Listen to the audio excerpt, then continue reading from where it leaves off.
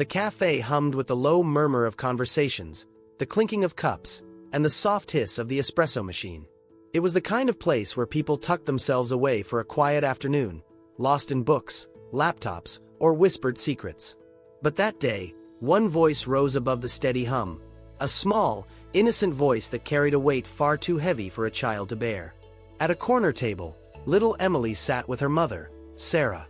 Her shoes were scuffed, her sweater a size too small, and her eyes, those wide, thoughtful eyes, watched other children outside the window as they skipped past in fresh coats and bright sneakers. She tugged softly at her mother's sleeve, then whispered the words that pierced the heart of every parent in earshot. "Mom," she said, her voice trembling with a mix of longing and shame, "I wish we were rich." The cafe seemed to pause. Even the barista's hand froze mid-pour, as if the universe itself understood the weight of what had just been spoken. Sarah smiled gently, though her eyes betrayed the storm she carried within. She reached over, brushing a strand of hair from Emily's cheek, but before she could answer, something unexpected happened. From a nearby table, a man shifted in his seat. He was dressed neatly, though not extravagantly, and his gaze had been fixed on his coffee until that very moment. He turned, his expression thoughtful, almost pained, as though those simple words had unlocked something deep inside him. What happened next would change everything. For Sarah, for Emily, and even for the stranger himself. But before we unravel this story, let me ask you, what would you have done in that cafe?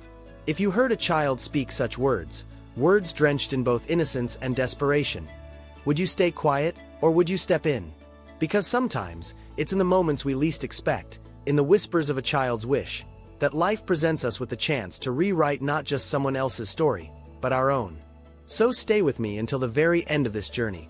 Because what begins as a wish from a little girl will transform into a tale of hardship, resilience, kindness, and the extraordinary power of human connection. And trust me, you don't want to miss what happens when a stranger finally speaks.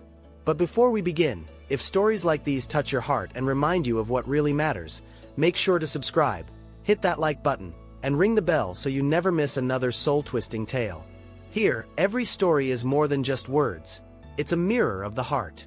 Sarah had always known what it meant to go without, but lately, the weight of poverty pressed against her chest like a vice. Life as a single mother was never meant to be easy, but nothing had prepared her for how heavy silence could feel when bills piled higher than hope. Each morning before dawn, she would rise quietly, careful not to wake Emily. The kitchen was cold, the tile floor biting against her bare feet, and the cupboards echoed hollow when she opened them. Some mornings, breakfast was a single slice of bread split into two, half for her daughter, half for her. Other mornings, she would claim she wasn't hungry, pushing her portion toward Emily, and instead sip slowly from a glass of water, hoping the gnawing ache in her stomach would fade with time. Rent was due, again. The landlord's reminder sat folded on the counter, a stark white envelope she hadn't dared to open fully, because she already knew the words inside. Final notice. She had been late twice already, and there was no more room for mercy. But what hurt Sarah most wasn't the hunger, or the overdue notices, or even the endless hours at her cleaning job that barely kept the lights on. It was Emily, the way her daughter's innocence was being chipped away piece by piece. At school, Emily's classmates carried brightly colored lunchboxes filled with sandwiches, fruit, and little bags of chips. Emily's was a reused plastic container, usually holding whatever scraps Sarah could stretch together. Once, Emily had brought plain rice sprinkled with salt. When the children laughed, Sarah's daughter had smiled as though it didn't matter. But when Emily came home that day, her eyes downcast, Sarah knew the laughter had pierced deeper than words could reach. Winter made it worse. The apartment's heating barely worked, sputtering out in the middle of the night, and Sarah would often place Emily's thin blanket over her small frame while she layered herself with her old coat. She would watch her daughter sleep, cheeks pink from the cold, and whisper to herself, "Tomorrow will be better. Somehow." But the truth was, Sarah wasn't sure how much longer she could hold everything together.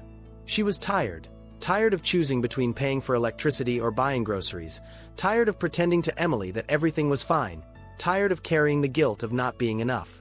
And then came the moment that broke her heart in a way no overdue bill ever could. It was one evening after dinner, the two of them huddled together on the couch, the television playing faintly in the background. A commercial came on. Children laughing in a backyard pool. Parents serving burgers on a shiny grill. The kind of scene that looked like another universe compared to their dim, drafty apartment. Emily had turned to her mother, her little voice soft but certain, and said, "Mommy, I wish we were rich." The words were simple, but to Sarah, they landed like a blade. Because hidden inside that wish wasn't greed, but longing. Longing for warmth, for ease, for a life where being a child didn't mean learning the taste of struggle too soon. And Sarah had smiled, pulling her daughter close, even as her chest ached. "One day, sweetheart," she whispered, kissing Emily's hair. One day. But as Sarah sat awake long after Emily had drifted to sleep, staring at the ceiling with tears threatening at the edges of her eyes, she knew that one day felt impossibly far away. What she didn't know, what she couldn't have known, was that a single stranger, sitting not too far from her, had heard Emily's wish. And that moment, that fragile, heartbreaking moment, would soon set into motion a chain of events that would change both of their lives forever. Sarah froze, her cheeks burning as if Emily's words had been broadcast to the entire café. For a moment, silence wrapped around their little table, broken only by the hum of voices and the hiss of steaming milk behind the counter. She reached across, gently squeezing her daughter's hand, her voice trembling. "Emily, sweetheart, don't say things like that." But before Sarah could say more, a voice, low, steady, and surprisingly warm, cut through the noise. "I couldn't help but overhear." Sarah's head snapped up. Across from them, at the next table, sat a man. He had been there the whole time, quietly sipping his coffee, unnoticed in the swirl of her worries. His coat was tailored but worn at the edges, his hands rough, as if they belonged to someone who knew both boardrooms and hard labor. His eyes, however, that was what struck Sarah most. They weren't prying or pitying, but filled with something she hadn't seen directed at her in a long time. Compassion. Emily blinked, wide-eyed, studying the stranger as if he had just stepped out of one of the fairy tales she loved so much. Sarah felt her stomach twist. Who was he? A kind stranger? A wealthy man in disguise? Or just someone passing through who happened to catch a glimpse of her most vulnerable moment? The stranger leaned forward slightly, lowering his voice. "You know," he said, his gaze flicking to Emily, "sometimes the richest people in the world don't look it. And sometimes, the ones who seem to have it all are the poorest inside." Emily tilted her head, curiosity sparkling in her eyes. Sarah, on the other hand, felt torn. Part of her wanted to shield her daughter, to gather their things and leave. But another part of her, the part that had been lonely for so long, wanted to know what he meant. The air around them seemed to tighten, as if the café itself had gone still, waiting for what he would say next. And in that moment, Sarah realized, this was no ordinary encounter. This stranger's words weren't just small talk. They carried weight, the kind that could change the direction of a life. Sarah shifted uncomfortably in her seat, trying to mask the storm of emotions raging within her. Emily had gone quiet, resting her head against her mother's arm, unaware of how her simple wish had carved into Sarah's heart like a blade. But the stranger, still sitting a few feet away, wasn't done. He leaned forward slightly, his voice low but deliberate. "You know," he said, almost as if speaking to himself, "wealth isn't always measured in dollars. Sometimes, it's about perspective, about how you use what you have." Sarah froze. She wasn't sure if he was addressing her or simply musing aloud. But then his eyes lifted, catching hers, and she felt pinned by the weight of his gaze. "I'm sorry," he continued, a faint smile tugging at the corner of his lips, though his eyes held something deeper, something haunted. "I couldn't help but overhear your daughter's wish." Sarah's chest tightened. Shame and irritation mingled inside her. She hated the thought of strangers knowing her struggles, of her daughter's words painting their lives so bare. Yes, she's just a child. She doesn't understand how hard things are." But the man shook his head slowly. "Children often understand more than we think. Sometimes they see the truth long before we do." There was a silence between them, heavy yet charged. Sarah wanted to look away, but there was something about him, something that demanded attention. He didn't carry himself like an ordinary man. His clothes were plain, yet they seemed deliberate, as if chosen to blend rather than stand out. His hands, though, told another story. Strong, calloused, but with a faint trace of ink on the fingertips, like someone who signed papers more often than he lifted boxes. Finally, he leaned in just slightly closer. "I may not look like much, but I know what it is to come from nothing. And I also know what it is to lose everything you thought mattered." His voice dropped lower, as though confessing something not meant for others to hear. "That's why I'd like to make you an offer." Sarah blinked, stunned. An offer? From a stranger? Instinct screamed to shut it down, to protect Emily and herself from disappointment or worse. But the sincerity in his tone, paired with the flicker of pain she thought she glimpsed in his eyes, made her pause. What kind of offer?" she asked cautiously, her voice barely above a whisper. The man's lips curved into a small, almost knowing smile. "The kind that could change everything for you and your daughter, if you're willing to listen." Sarah's heart pounded. She didn't know whether to feel fear or hope. And yet, in that moment, something told her this encounter was not a coincidence. Sarah's small apartment, once filled with the fragile spark of newfound hope, seemed dimmer now. Days turned into weeks, and the guidance the stranger had offered began to stretch Sarah in ways she never imagined. It wasn't just about budgeting or finding extra shifts. It was about changing everything she thought she knew about survival. At first, it felt empowering. She began tracking every expense, even the smallest coin spent on candy for Emily. She started saying no to things she used to justify, a bus ride here, a quick meal there. But with every sacrifice came a new wave of doubt. Was she depriving her daughter of joy in the name of some distant promise of stability? Her neighbors didn't help. Whispers circled in the hallways of their worn-down building. "She's chasing fantasies," one woman scoffed, shaking her head as Sarah walked past with groceries carefully measured to last the week. Another muttered, "That stranger's filling her head with nonsense. People like us don't get out." Each word stung, seeping into Sarah's heart like poison. And then came the hardest blow, Emily herself.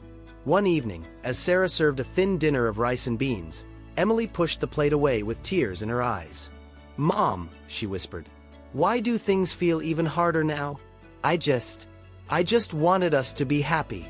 I don't care about money if it means you're always tired and sad." The words pierced Sarah deeper than any criticism from the outside world ever could. She felt her chest tighten, guilt flooding in like a storm. Maybe Emily was right. Maybe she was chasing shadows, dragging her daughter through hardship for a dream that would never come true. That night, after Emily fell asleep, Sarah sat at the edge of the bed staring at the ceiling. For the first time since meeting the stranger, she considered giving up. The weight of responsibility pressed down so hard it felt suffocating. What if she failed? What if all she managed to teach her daughter was disappointment? Yet, even in that darkness, her thoughts drifted back to the stranger's eyes. Calm, unwavering, carrying the quiet certainty of someone who had walked this path before. He hadn't promised ease. He had only promised possibility. And somewhere deep inside, Sarah felt that possibility tugging at her, fragile but persistent. The setback was real. The doubt was crushing. But it was in this valley of despair that Sarah would soon learn whether she truly had the strength to rise, or whether her story would end here, swallowed by fear. The weeks that followed were nothing short of transformative for Sarah and Emily.